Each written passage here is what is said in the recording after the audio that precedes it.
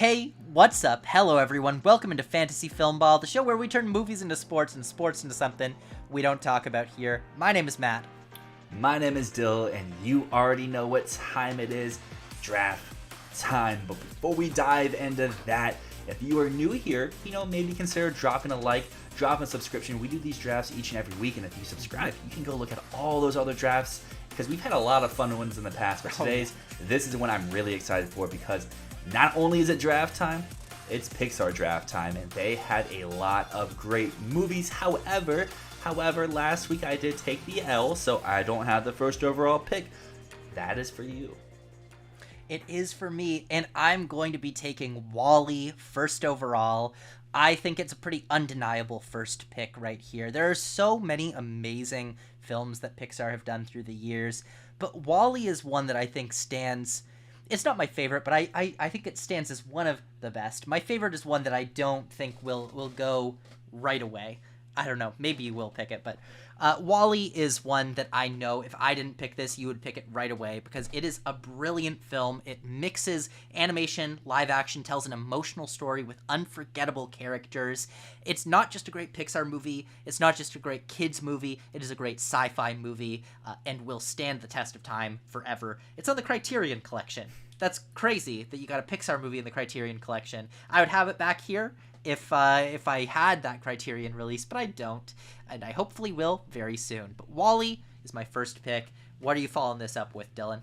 So I am following you by leaving my favorite movie for my next roundup, because I feel like I can wait a little bit, but if I don't, I'll be very upset. So I'm going to go with something that I love and I know a lot of other people love, and that is Inside Out. I feel like this was very revolutionary for when it came out, and it still stands the test of time today. I think it's one of Pixar's most relatable films, and I think it's something that, regardless of your age, you can see yourself in Riley, or you can see yourself as one of the emotions, and you can really connect. And I think that's something that Pixar does really well, is making movies that you can really feel on an emotional and a very personal level.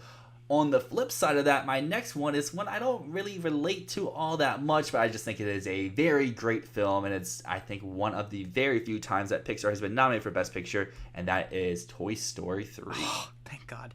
Thank God, Dylan. I think I know which one you're picking, and it's one I'm not really a huge fan of, so that's why I didn't take it here. But I'll let you know when it happens. But Toy Story 3, I think, is great. I know that there's been a little retrospection within the last few years where they're is it that great? I would say it is. I think it has one of the best Pixar villains. It has one of the most emotional scenes in all of Pixar's catalog. Not to mention a great progression for both of our lovely toys, Buzz and Woody. And this would have been a great place to stop. We have at least two more, so we may talk about those. I don't think so. They totally should have stopped with So Long Partner. What an amazing final scene of a movie. I challenge anyone to not be reduced to rubble with that. For my next pick, I'm picking one of my top 10 movies of all time, Up. I know that Up is one that some people feel mixed on. I've heard a lot of people saying that the movie is amazing for the first 10 minutes and then it's whatever afterwards. I disagree. This is a movie that is absolutely fire from start to finish. It starts off with that emotional promise. You get so attached to this couple, and then you watch one of them pass away. It breaks your heart, and the movie doesn't end there, because the adventure just begins at that point. It's an adventure to discover that life doesn't end at that point, that there's so much more. And it's also a story about someone discovering that they didn't disappoint their partner. And that's really, I cry more at the end of this movie than I do at the beginning, when he discovers the book where Ellie has filled out all the pages saying, this is our adventure. And adventure was not out there. Adventure was inside both of us. And we had a life full of adventure. I'm getting emotional just thinking about it. Oh my God. Up is one of the greatest movies of all time in my mind. It is a top 10 movie for me. It would have been my first pick, but I was worried you would take WALL-E, and I didn't think you'd take Up. So smart man. Smart man. Exactly. I knew I could wait, but Up truly should be my first round pick. It's a masterpiece in my mind. And number 3 is another masterpiece, Finding Nemo. I've got both of them back here. Finding Nemo, I think, might have the best screenplay ever written. And the reason I say that is because it is so structurally tight. It is so thematically strong. The way that the characters are led through this story to learn the theme is just brilliant. Like, you could study Finding Nemo's screenplay and learn how to write a perfect screenplay just based on Finding Nemo. And actually, I have been taught based on that, because literally in university classes, when they've told us how to do structure, how to work on a story, they have given Finding Nemo as an example. So it's not just a film that should be studied in schools, it is studied in schools. So those are my next 2 picks, and I'm feeling on fire right now because I've got my top 3 Pixar movies right now. Well, good for you. I am now going to take my favorite Pixar movie, and you talk about Up making you cry. Well, Coco did that for me.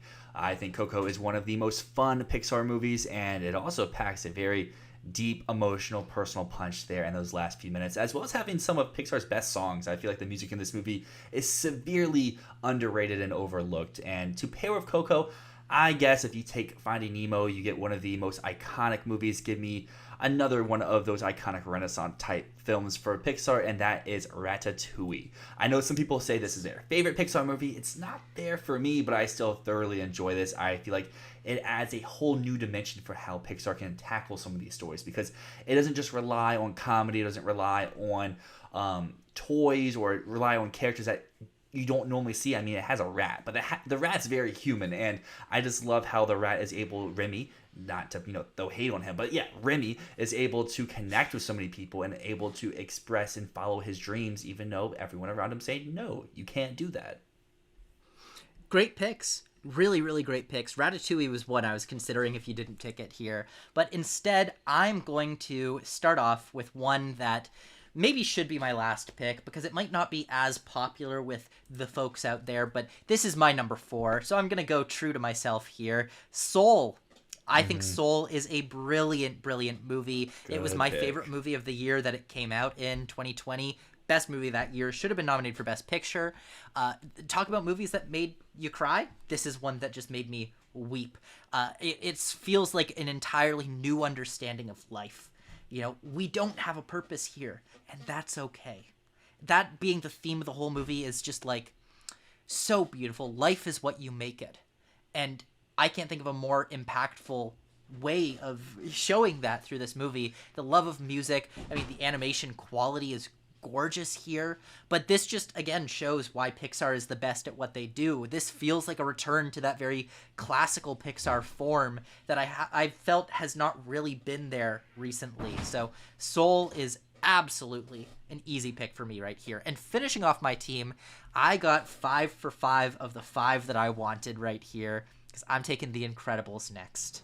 The Incredibles is, I think this is the most fun Pixar movie. It's maybe the most turn your brain off Pixar movie out there. Cars is more turn your brain off, but The Incredibles is less of like a thematically beautiful film and more of just like you're going to get 2 hours of amazing action, you're going to laugh a lot, you're going to have a great time, and it's going to give you one of the best superhero movies ever made. So yeah, The Incredibles, easy pick here. There's a great villain, great heroes, the family dynamic is so funny. It's a rewatchable movie. I love The Incredibles, and I'm feeling great about my team. I got my top 5 Pixar movies all on my team right now. Well, I love those last 2 picks as well. Soul is one of my favorite movies, and I think when people say current Pixar sucks, I was like, no, Soul is a top 3 Pixar movie for me. Yeah. Incredibles, great. I was really hoping I could snag that with the last pick. However, with the last pick, I will take Monsters, Inc. Very funny, nice, very iconic. While for me, it's not one of my favorites, I still really enjoy it, and that's why I'm getting it here in round number 5. And I think this is a really great spot for that. So, Matt, why don't you recap your team since you had the first overall pick? So, for my team, I have WALL-E, Up, Finding Nemo, Soul, and finishing us off, The Incredibles. And on the flip side, I have Inside Out, Toy Story 3, Coco, Ratatouille, and Monsters, Inc. So let us know down below what you would take with the first overall pick. Don't forget to go out to the YouTube community tab and vote, because the person who wins the draft will have the first overall pick next week. And sometimes these drafts are very close. Last week wasn't, but this one, I have a feeling that it could be neck and neck. It could. It always could. But yeah, go out and vote, please. And as always, thank you so much for watching. My name is Matt. My name is Dyl, and this is Fantasy Filmball.